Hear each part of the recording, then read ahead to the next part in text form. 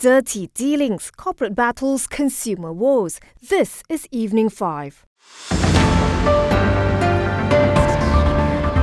The government is suspending new construction projects in the capital city as another sinkhole appeared at Jalan Masjid India this morning, some 50 meters away from the site where the ground collapsed last Friday, swallowing an Indian tourist.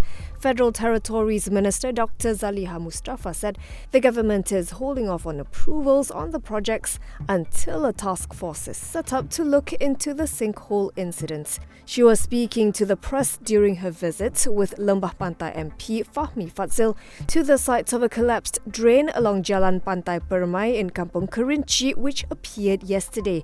She said the authorities are also working on mapping out Kuala Lumpur to identify areas at high risk of sinkholes. Last Friday, a 48-year-old tourist from India fell into an 8-meter deep sinkhole which opened up underneath her. Search and rescue efforts are currently ongoing. As for the cave-in following the collapse of the drain in Kampung Kerinci, no casualties or injuries were reported. No one was hurt in this morning's sinkhole incident either.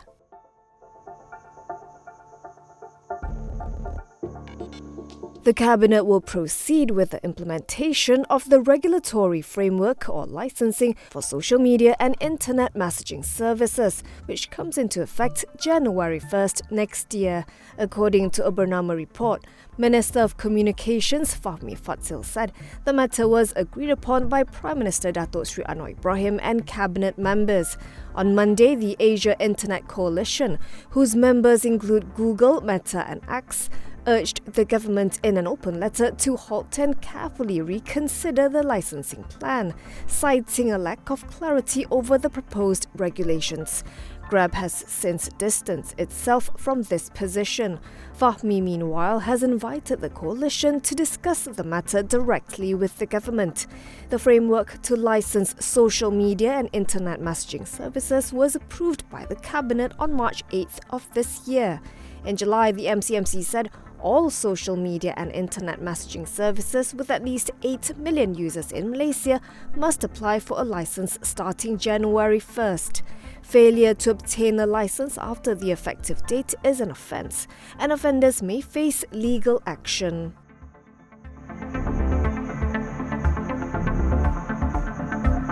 Airlines will be required starting next month to fully refund passengers for flights delayed by 5 hours or more. Transport Minister Anthony Loke said passengers can opt for a full refund if they wish to cancel their journey, and airlines must issue refunds via the original mode of payment. The policy is part of the amendments made to the Malaysian Aviation Consumer Protection Code 2016.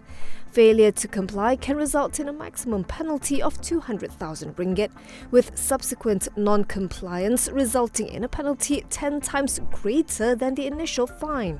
For flight disruptions caused by unforeseen circumstances, Loke said airlines must first offer refunds but may also provide alternative reimbursement options, such as travel vouchers or credit shells.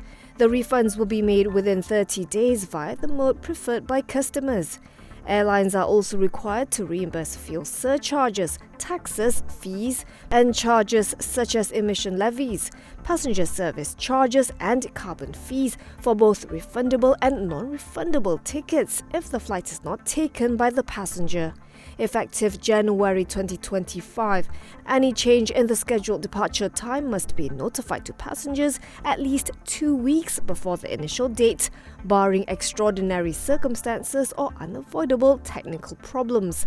Other improvements include requiring airlines to notify passengers of denied boarding due to overbooking at check-in or the gate, prohibiting denial after boarding, and extending the complaint submission period from 1 year to 2 years.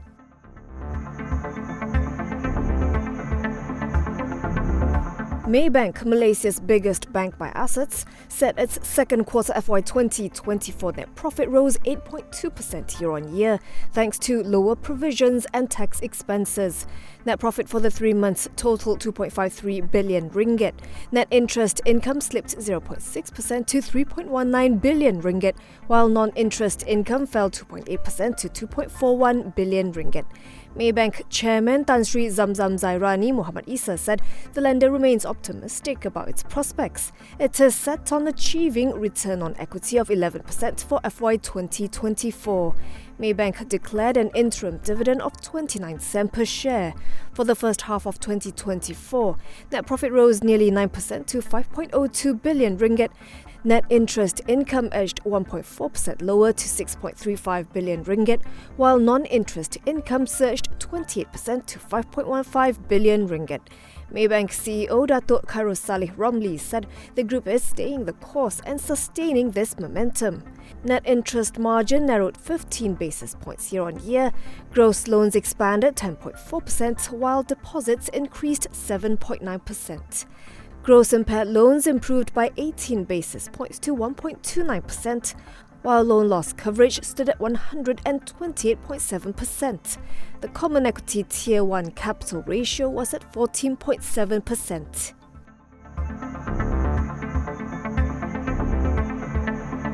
Axiata Group returned to the black in the second quarter of FY 2024 with a net profit of 134.9 million ringgit compared with a net loss of 576.22 million ringgit a year earlier. This was thanks to strong performance from all operating companies except Link Net and Dialog, higher share of results of associates and lower forex losses, offset by higher net finance cost and taxation. It was the group's second straight quarter of profits. Revenue came in 2.9% higher at 5.76 billion ringgit. The group declared a dividend of 5 cents per share. For the first half of FY 2024, Axiata recorded a net profit of 194.93 million ringgit versus a net loss of 502.37 million ringgit, while revenue rose 7.8% to 11.42 billion ringgit. Earnings before interest and tax, or EBIT, for the first half saw double-digit growth, primarily contributed by XL in Indonesia, Robi in Bangladesh, Smart in Cambodia and E.co on top-line expansion and lower operating costs.